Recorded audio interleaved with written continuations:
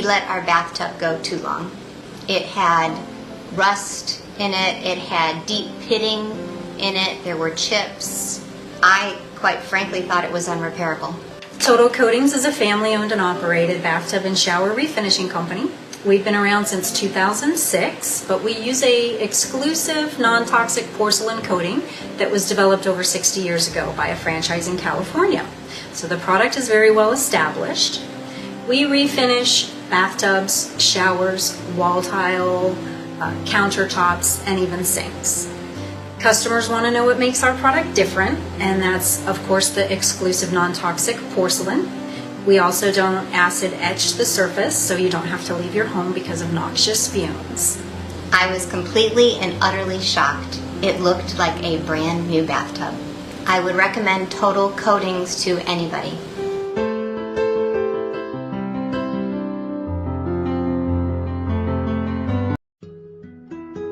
Life is so fragile, and we're constantly reminded just how fragile life can be, especially when we or a loved one is told we have cancer.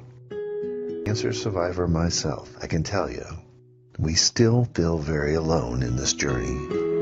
There's a study that's been shown that patients who are socially isolated have a worse prognosis, have a worse outcome than patients who are socially interconnected. Buddies for Life is a non-profit cancer support group for those whose life has been impacted by cancer.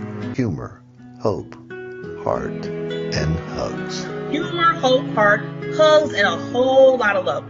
Share this with your friends and family and support this community in every way you can. No one should face cancer alone. I am a chemo buddy for life. We are a buddies network. No one does cancer alone. Be a buddy. And we are all here for you as a community of love.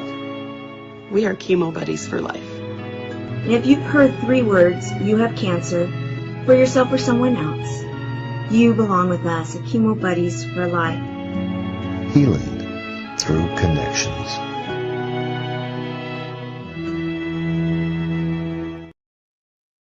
Thank you for watching. You folks are in the right place. I just tell you that you are. You don't want to change the channel either, because you'll miss something that's really important just before you go look at something else. So we want you to stick with us. We want you to tell your family, tell your friends, share this out.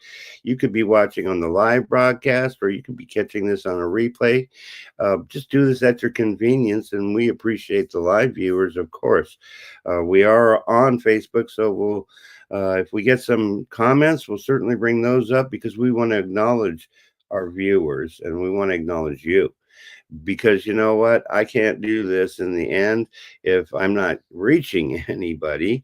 And you know what? I feel like this. If I only reach one person in my entire life and help them enjoy their everyday life, I've done my job, because I am a servant. And that's what I do. I am a servant for the community. So I have a fantastic guest this evening. I have Tim Zimmerman. We were talking just before the show. He is, wow, really awesome. You're going to like this. Get pen, get paper. I'm going to play this video. And when I'm done playing this video, this is an intro actually from recently. And we were both on the Miracles of Renewal show with Tamara Hunter. Thank you, Tamara. We appreciate that. But we both know about renewal. And so that's what this is all about, folks. It's about experiencing things that, oh no, they're not really pleasant, but in the end, it's life. And sometimes life throws us some curveballs. And the difference is that if you can accept that, I think you may have seen, if you've seen my broadcast, you've seen me say acceptance is the answer to all of my problems today. Because when I accept a situation, instead of me being, well, that's a bad thing, or this is that, I'm not being judgmental. I want to be neutral. Let me stop talking. Let's listen to Tim, and then I'm going to bring Tim in. All right, here we go. Hi, Tim Zimmerman here, CEO and founder of SM3Success.com.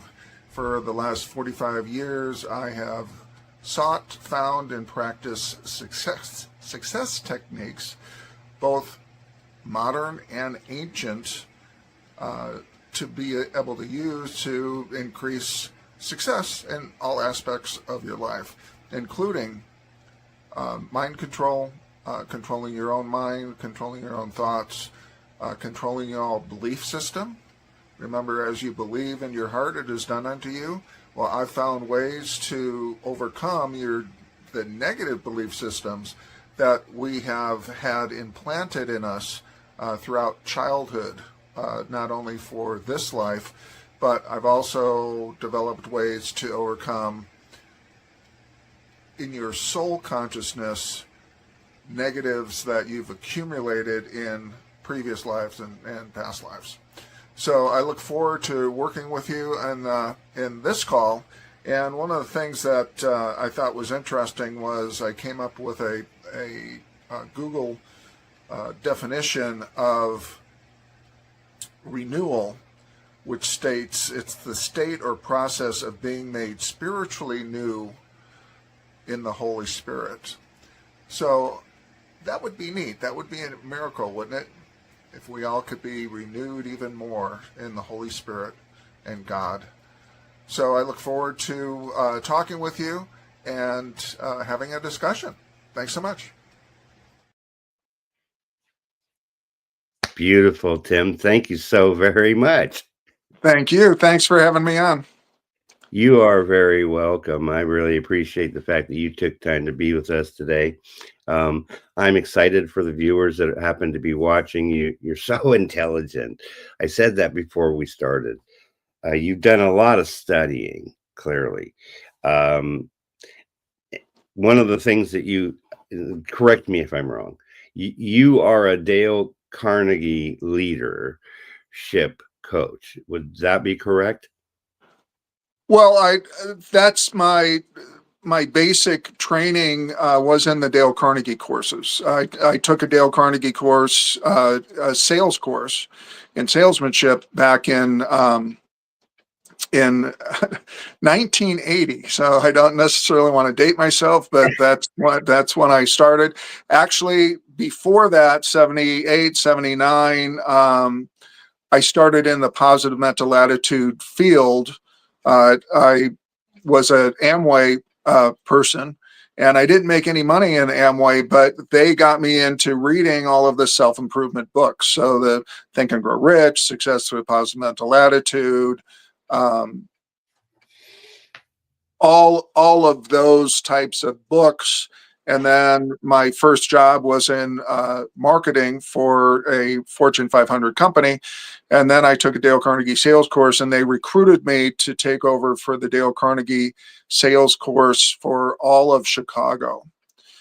So even though my first job out of school was, I was making equivalent of $80,000 a year plus a company car, plus bonus, plus expense account, and all of that type of thing.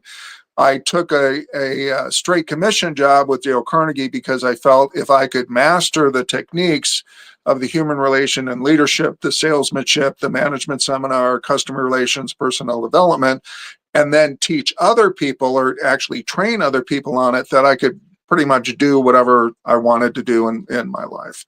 So that was how I was brought up in business. That's really cool. I want to go to a comment here, and I want to thank Tamika. Recently got to know Tamika, and she likes your vibe, and I understand that. Thank you, Tamika. We really appreciate you too. She's very dynamic, and she has a story to share with us at some point too. It's going to be really awesome. So she's watching with us. She's left a couple messages, and that's really awesome. I was 3 then.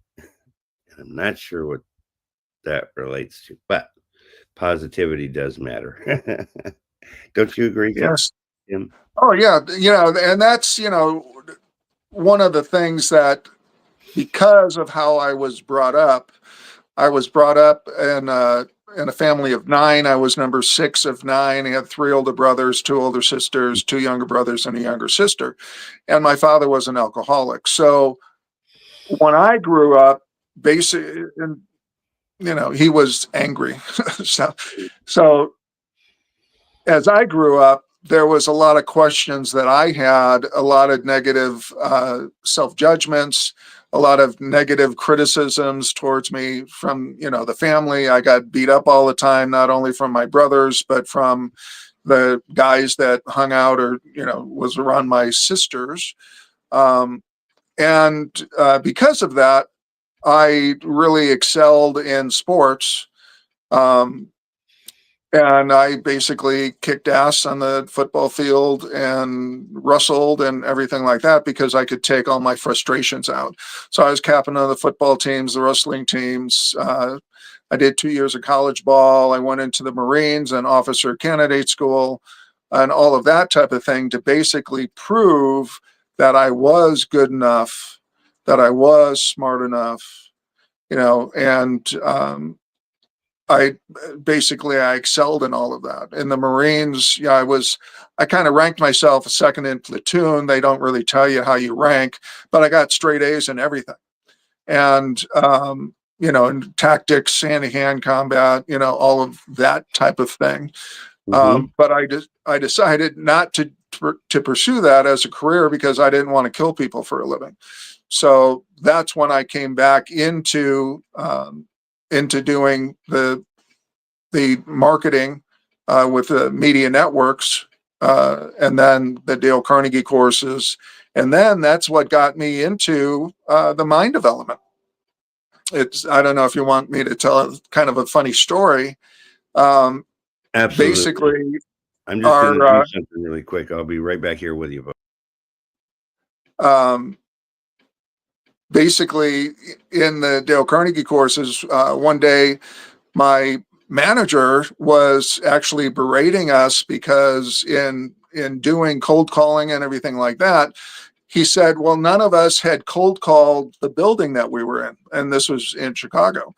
So typically they're pretty big buildings and they're corporations. And that's what we do. We train, their employees to be better, 10, 20, 30% more effective in all the areas that they do. So I started canvassing the building, and one of the businesses was Silva Mind Control. And I had read the book, The Silva Mind Control Method, but I took that course and learned how to meditate, basically, project my spirit, my soul essence into different things, into people. And that's how I got involved in healing and astral travel and, all of that type of thing. That's so really from awesome. There, that's when I started on the spiritual path in not only studying, but practicing all the different aspects. And when you look at, the big names back then, that I actually went to their seminars, the Jim Rohn, Brian Tracy, Zig Ziglar, Les Brown, who I know personally, the Dale Carnegie courses, of course, and all the others, Landmark Education I went through, so on and so forth. All of that was to help me get over the inner feeling that I wasn't good enough, that I wasn't smart enough, that I wasn't handsome. And I say beautiful or handsome enough is for the women, you don't feel beautiful enough. Many cases, the most beautiful women basically hate how they look, and it's beyond me why that is, but it's because they were teased when they were in childhood. So, they might have had chicken legs or, whatever the case may be. Right. But I was trying to overcome those inner feelings. Being unlovable is another one. And when you look at, the different teachers and trainers, when they talk about, you are what you think about all day long, and Jesus said, as you believe in your heart, it is done unto you. My question was, well, how do you do that? How do you control your thoughts? How do you, get onto a different, not religious, but onto a spiritual level that's higher than where you're at. And that's what I sought. And I became the director of the University of Healing, which is a correspondent metaphysical college outside of San Diego. And people would call up and need healing. So I would say, okay, well, you go into meditation, I'll go into meditation at this time, and this is what we will see, seeing the perfect picture. And then I'd say, call me back if it doesn't work. And nobody was calling me back. So that was the beginning of my work as far as helping people heal themselves. I don't believe that I heal people. Basically, what I do is facilitate God and the Holy Spirit healing them. Basically, Right. they heal themselves.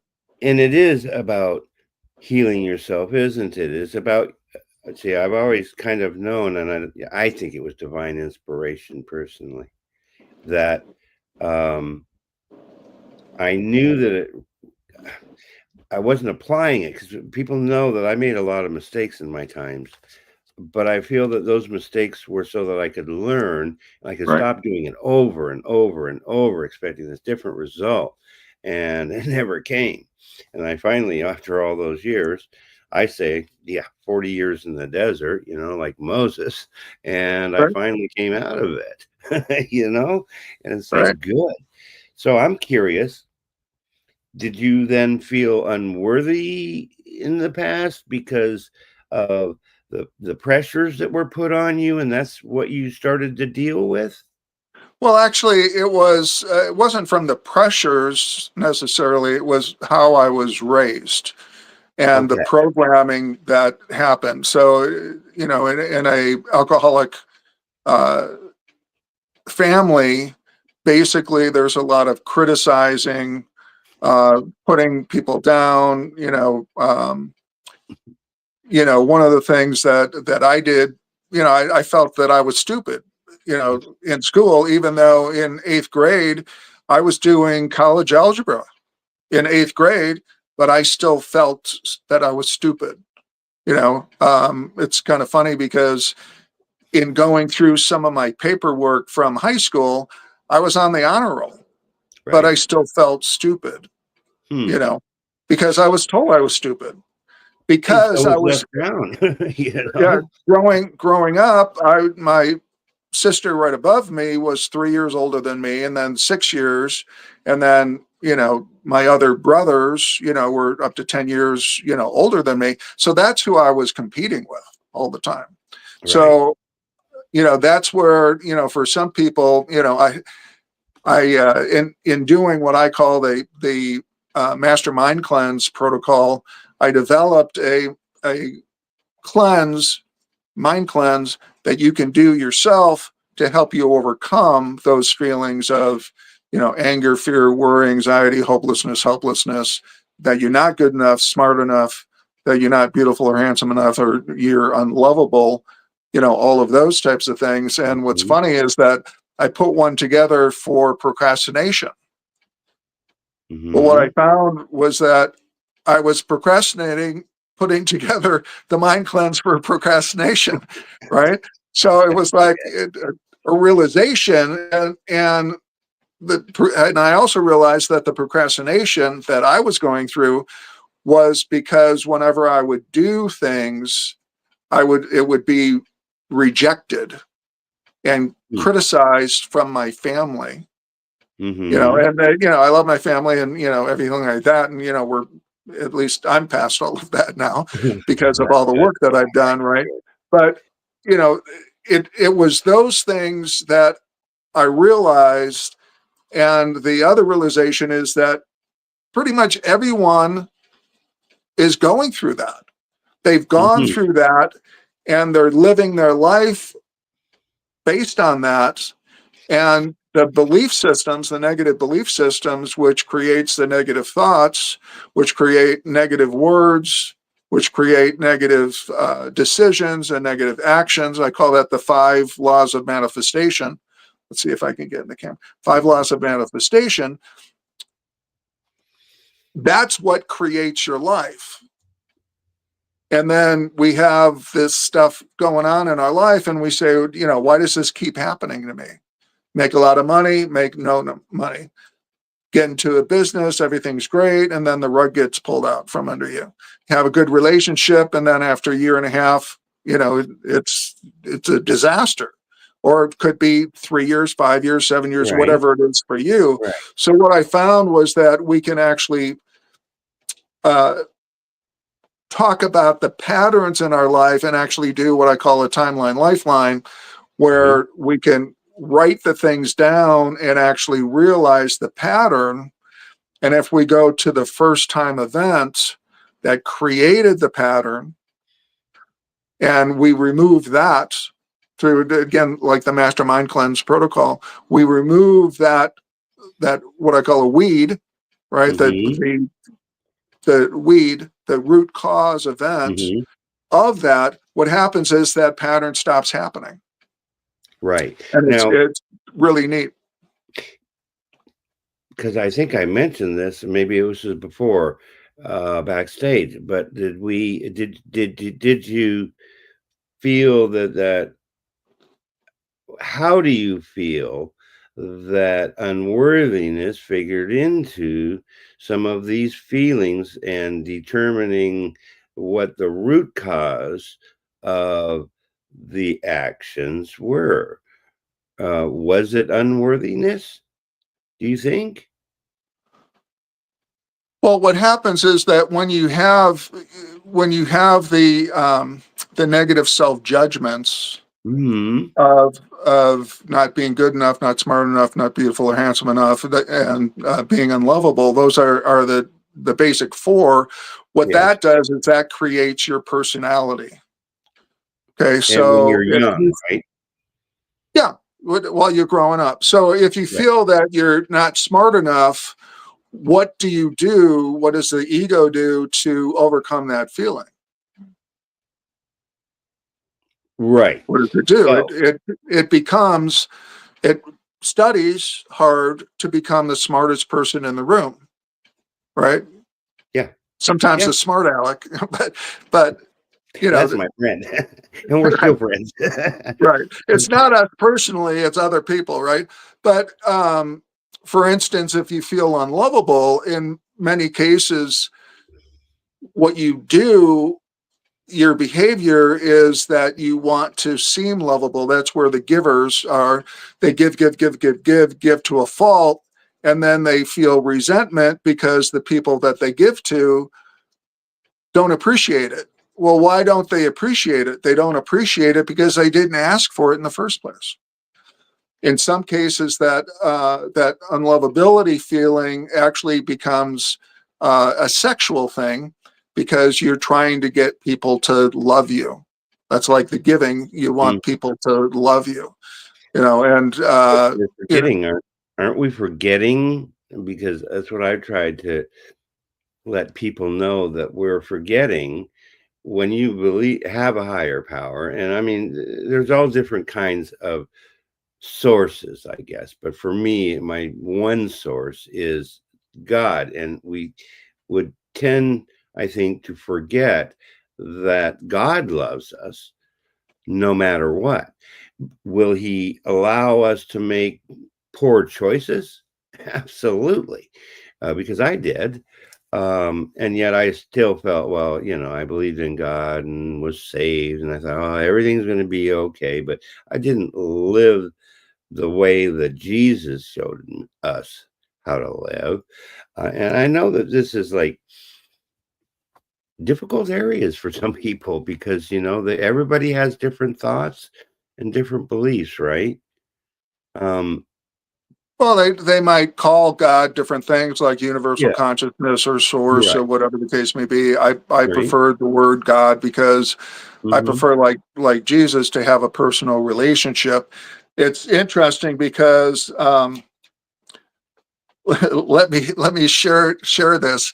This is kind of new for me to share, but it's been said that that we were made in God's image and likeness, right? Okay. Yes. So you could say that a glove, this is a glove, right? Kind of dirty glove, but it's been through a lot, right? Just like us. Right. So Okay. the glove is made in the image of what? Of Our a hand. hand, right? Yes. But without the hand,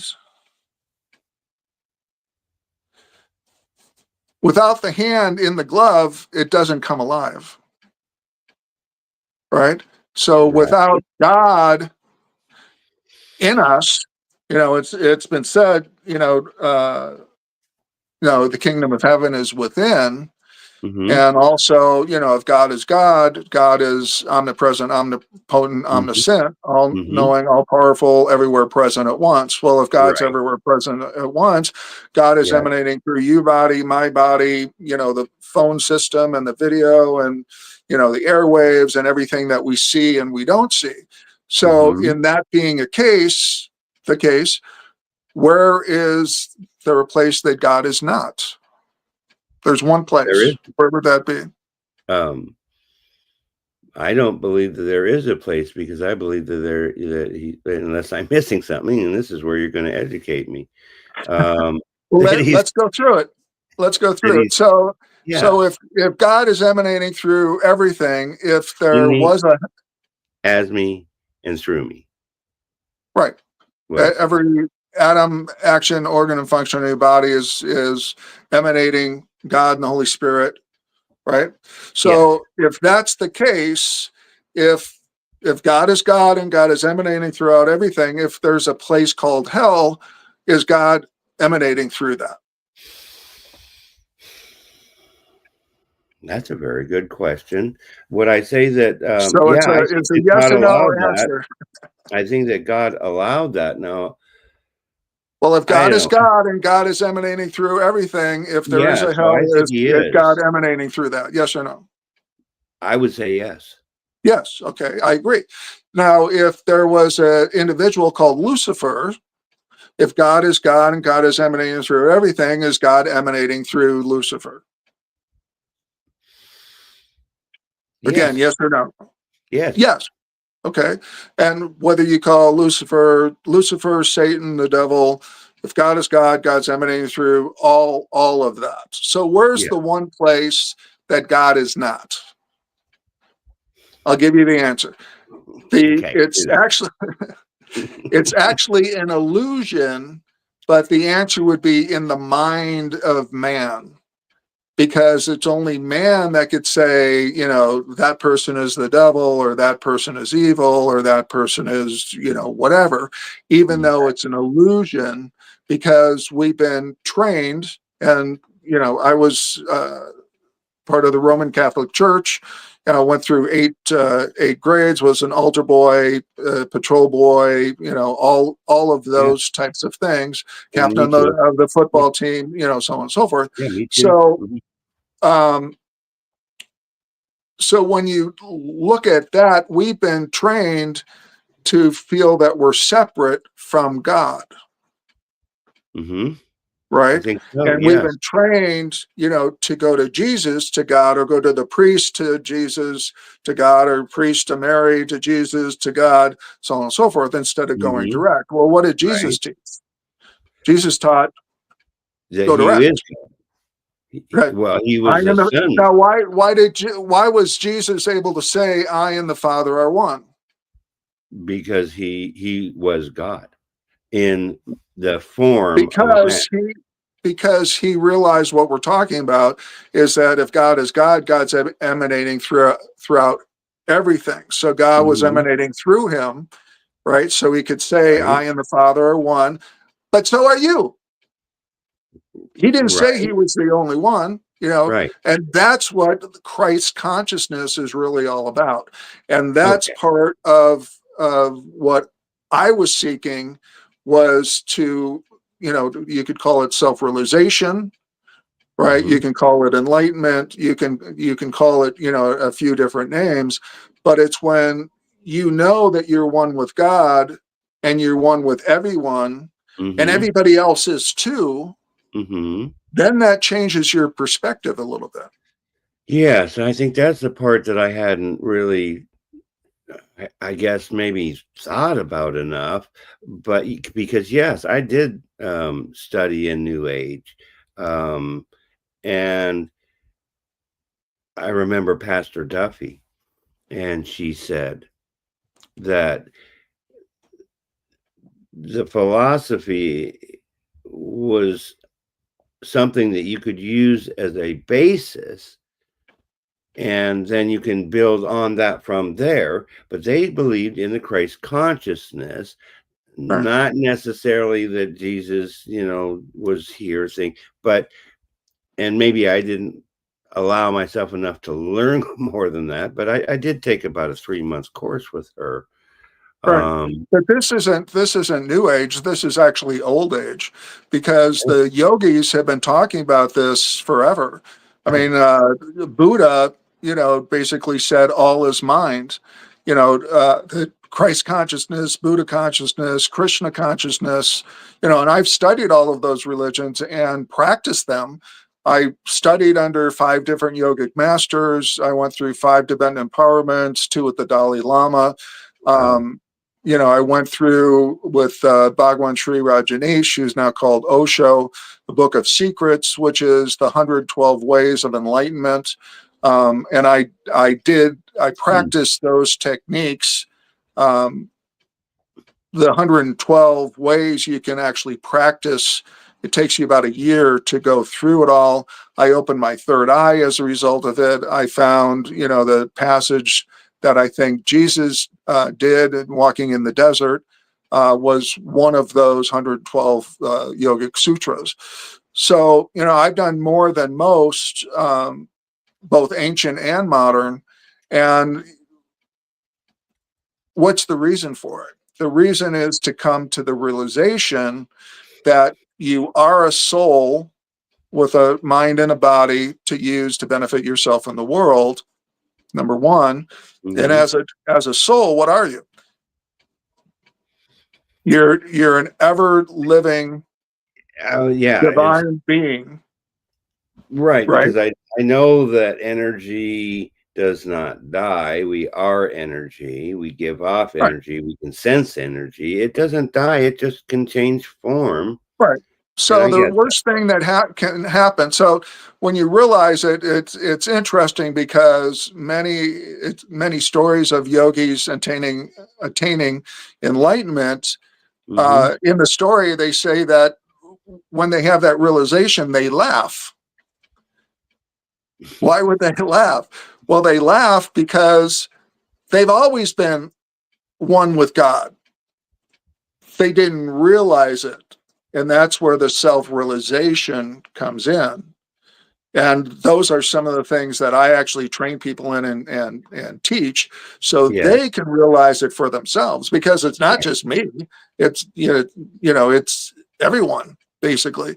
And if you understand it in the right sort of way and use techniques that will get you out of your negative belief system, right? Because that's how we grew up. Well, why did we grow up that way? Because our parents grew up that way. Why did they grow up that way? Because their parents grew up that way, so on and so forth.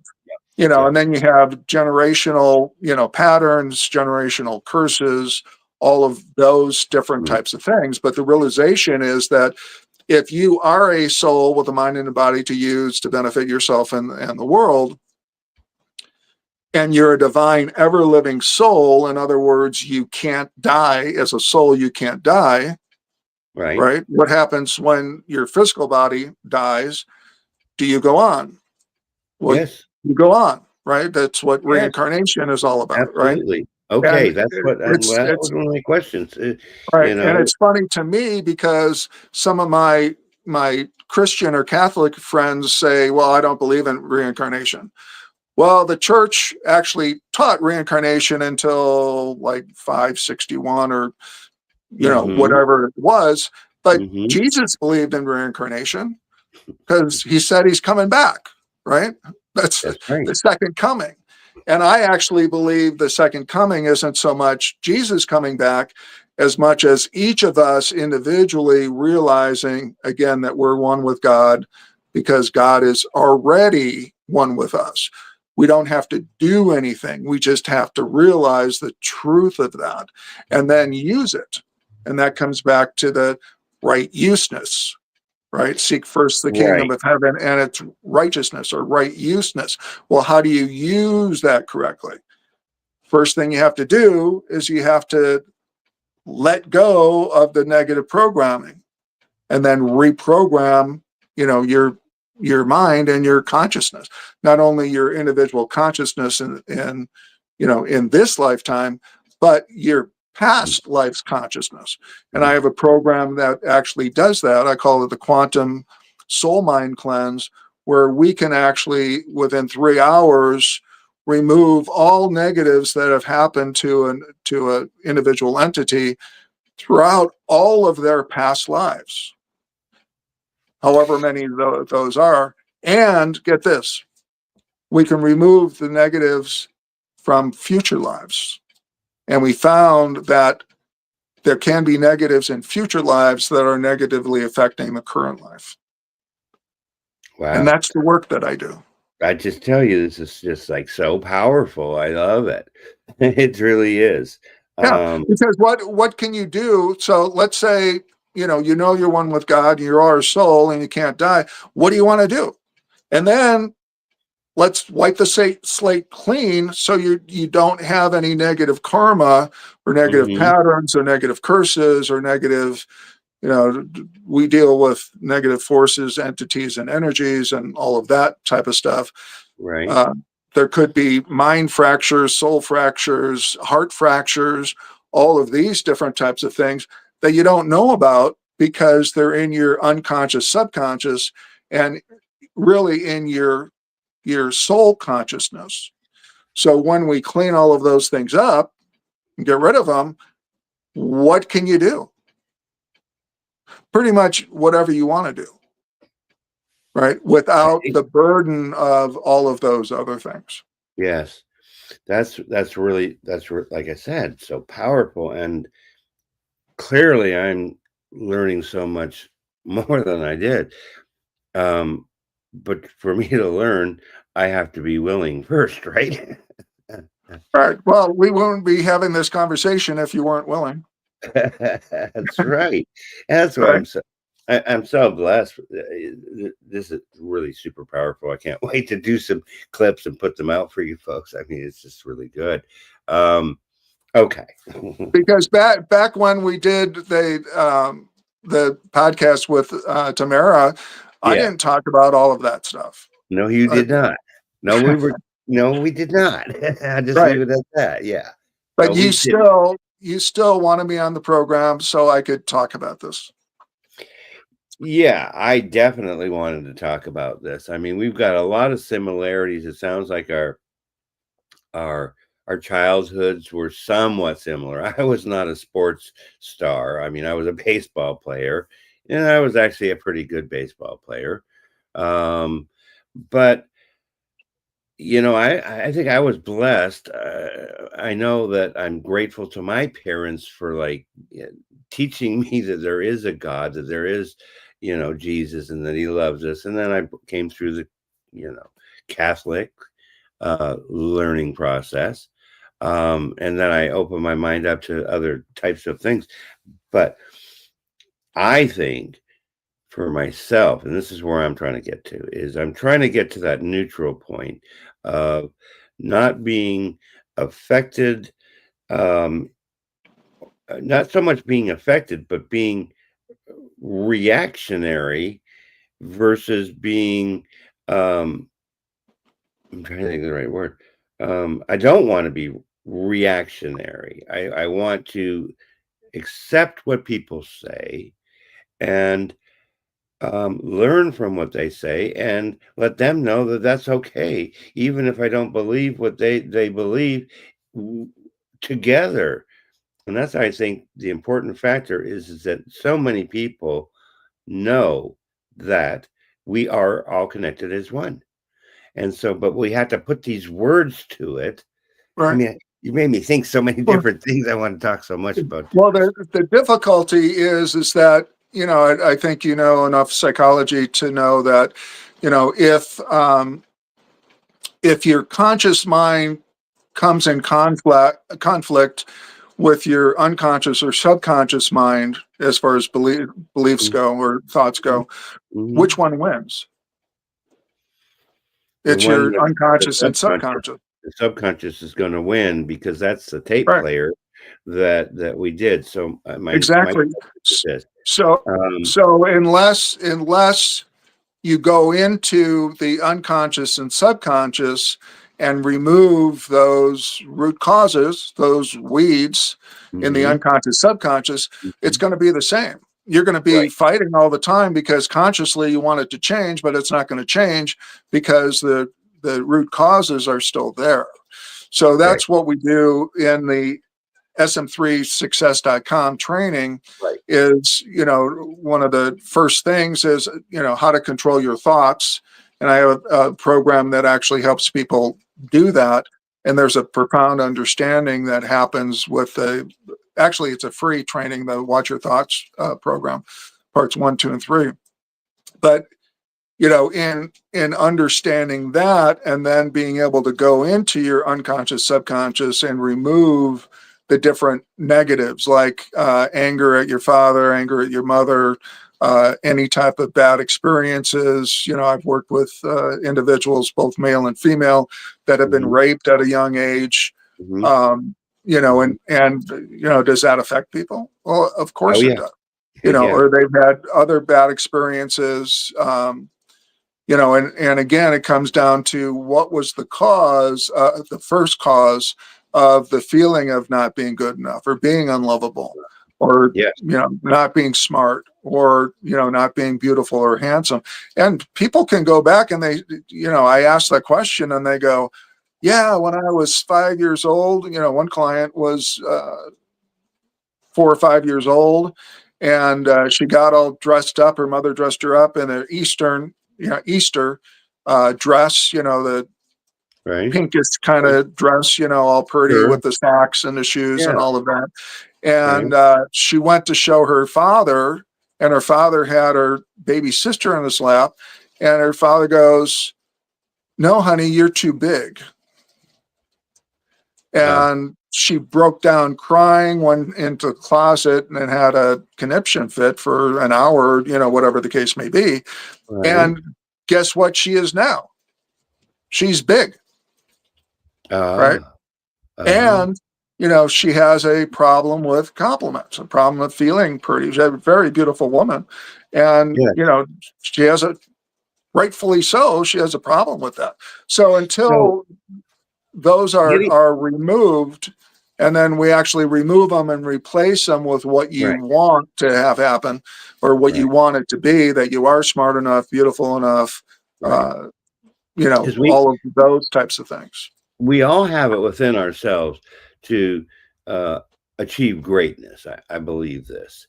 Well, if you are a Christ and you're one with God, for God's one with you, how much greater do you want to be? You can't be any greater than that. You are a king or a queen already. And people, and even I didn't feel that I was. And when I got to the point where, through the NLP training, that I am worthy.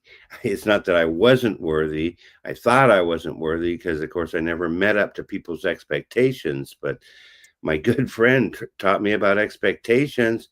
It's called, you're probably going to get, it's a good opportunity to get let down, when you have expectations on people. It doesn't mean you shouldn't have expectations and just be happy when they happen, but know that they might not happen. Well, the other aspect of that is that, if you're having expectations of other people, basically, there's the psychological law of projection. So that's like when people say negative things about other people, they're projecting what they feel about themselves onto other people. Right. And that took me 55 years in this life to really realize that my family, when they criticize me or put me down or joke, there's always truth to joking, and they basically, stab you, in the back, and say, "Oh, I was just joking." I mean, that's bullshit. That's, they weren't joking. Well, that's projecting how they feel about themselves. Yeah, and that's the amazing thing when you come to realize that when people are doing that to you, it's probably because they've got a problem with it. That's why, and then they're trying to project their problem on you because Right. it's easier to look at somebody else and blame somebody else Right. than look at yourself. Right. And then it's it's the other person's fault for stuff that they're doing. You know? And then you get mad at it, so you're angry, right? So that festers into anger, resentment, fear, anxiety, hopelessness, helplessness, all of those types of things. Right. So again, when you can go back into your own current consciousness and remove those, and then go into your soul consciousness and remove all of that from all past lives, previous lives, all the way back to the birth of your soul, back through to the here and now, and into the future in this life, future and ending all future lives, all the way into the forever future, infinity, and throughout eternity. Mm-hmm. You clear all that. Well, what happens? Well, again, now you can, and what we do is that we then increase and accelerate the things that you want to have happen in the different areas of your life, in success, in family, relationships, money, health, all of those different types of things. I wanted to go back to it's this pretty comment. comprehensive. Yes, you're being very comprehensive, and I so much appreciate that. I mean, this would cost the average person a ton of money if they were to go pay somebody to find this information out, and we're just providing it for you on this broadcast, and we're happy to do this, and I want everybody to know you can go to SM3 success.com. Yes, and right here, Tamika, well, this one here. SM3success.com, absolutely. Right. But I wanted to address this particular comment about infinite is all there is, and so that's all she calls it.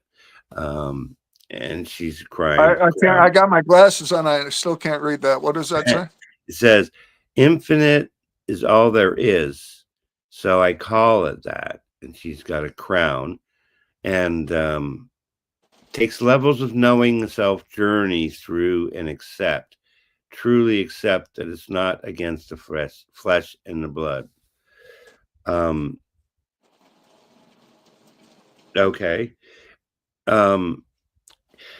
Self-knowing is what I think is the main point. And so it is about connecting with yourself. And I do know that for myself, I had to get honest with myself, right? And that's but there's two selves. So you're talking about the small self or the big self? I'm not sure what you're See, again, until if you're talking about the self, which is your ego self. See, I don't ego is a bad thing in my book, because it's something that we're taught is to have an ego. And I'm not saying that some ego is not completely bad, and pride is not bad, but you've got to keep it in check, because that is a human thing to think that stuff. And yet we are in our true sense of self. That doesn't count, because that's not a part of, I think, that infinite success. Is that correct? Well, remember that the ego self is trying to overcome the negative feelings, again, the negative self-judgments, right? So it's interesting in all of my research, when you talk about the unconscious mind, did you know that, when a baby is born, the brain is 25% of the 100% size? And is a direct download through the uterus chakra, so to speak, a direct download from the mother to the baby. Right. And that's what I call the unconscious mind. When the baby is born, then the unconscious and the subconscious start to develop. And about age 2, and this is pretty much agreed upon, throughout the psychiatrists and neurologists and all of that. Okay. So at age 2 is when the subconscious mind starts to develop, because the baby kind of knows what's going on. And up to age, I think it's like 5 or 6, it's 80% of the 100% is how the brain grows. And then after 5, 6 years old to 18, some people say 21 years old, is when the rest, the other, some people say 10%, other people say 20% of the brain growth happens. Well, what's the unconscious part? The unconscious part is you're being programmed and collecting data when you don't know anything. So that's in the womb, 1, 2 years old, and then the subconscious 2 to 5, 6 years old, and then the ego starts to develop. Well, what's the ego doing? The ego is trying to overcome the negative feelings that it was, that the unconscious subconscious was programmed in. Right. That makes sense. So that's where you become the smartest kid in the room, or a smart aleck in many cases.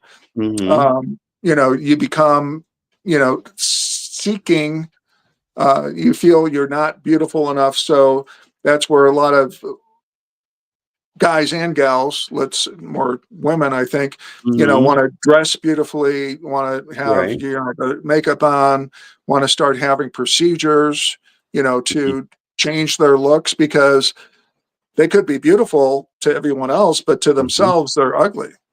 So they want to change things.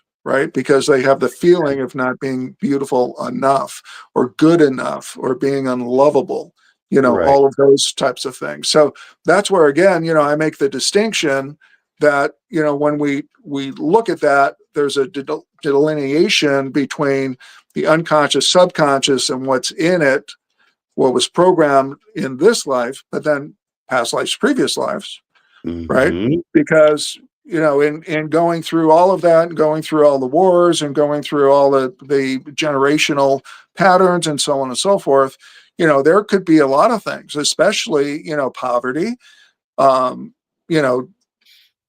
being slaves, being, all different kinds of things, rapes, murders, pillaging, all of those types of things being taken away from you.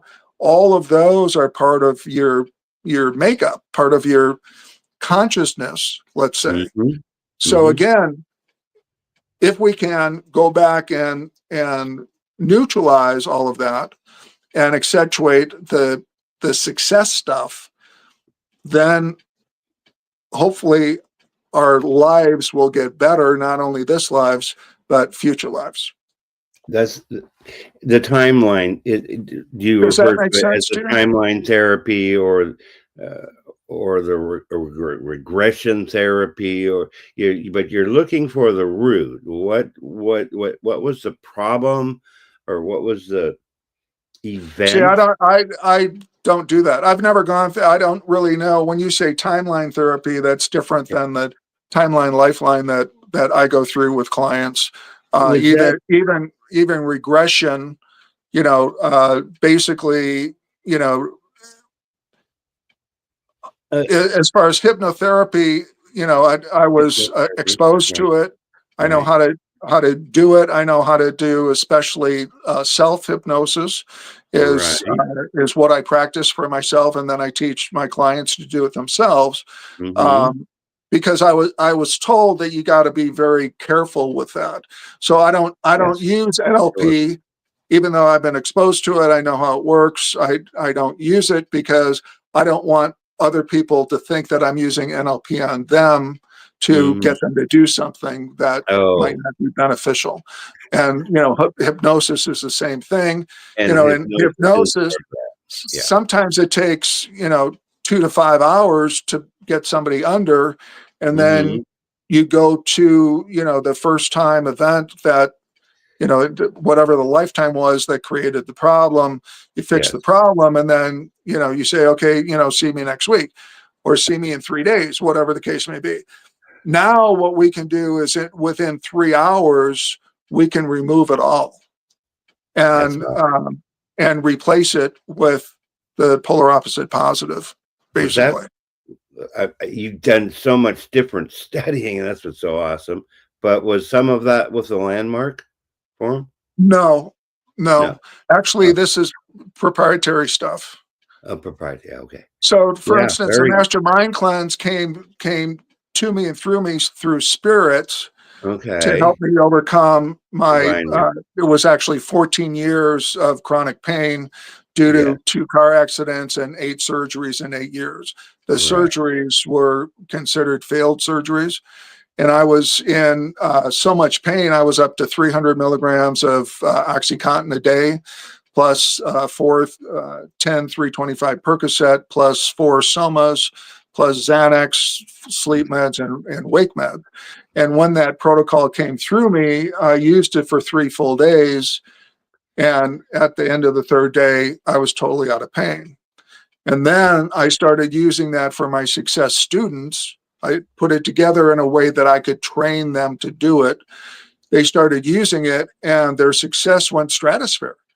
Because if you don't have blocks to success, basically, the reasons, causes, instances, blocks, beliefs, behaviors, barriers, benefits, which would be secondary benefits of doing something negative, experiences, happenings, or anything and everything else that's creating whatever the negative is. If all of those are gone, then do you have a negative? No. And then can you do what you want to do more easily? Yes.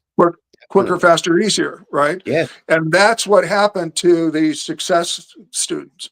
I mean, they just went stratosphere as far as their own personal success.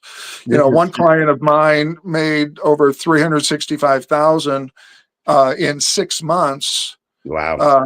Between me, working with him, but then I also I personally meditated into his business to actually see that exponential growth. This is so awesome. We're out of time, folks. But we're out of time. How could that be? We're out of time. I know. It's like, gosh, it's gone. I got another 5 hours to talk about. Okay, well, we're gonna have you back, and I tell you what, folks, so come back. We are back on Fridays, Mondays, 7 p.m. Eastern Standard Time. We appreciate you coming and join us. I'm going to have Tim back. There's so much for us to learn. We can get with Tim. I'm looking for a quick yes. SM3success.com. Look him up. He can help us. I can see that clearly. Thank you very much, Tim. The other thing I would say, my phone number is on there. If you have any questions or, if you're dealing with something, right now, just call me, because if I'm available, I answer the phone personally. So just call me and we'll have a conversation. If I can help, I'll tell you I can help. If I can, I'll tell you I can't. That's so awesome. Thank you. Plus, I guarantee results. If I take a person on as a client, I actually guarantee in writing results. That's awesome. Okay, folks, get a hold of them right away, because this is going to change your life. That's what we're all about here. So we can get to the point where we enjoy everyday life. Be blessed. We'll see you again on Friday. Bye for now. Okay, thanks so much. You're welcome. Thank you, Tim.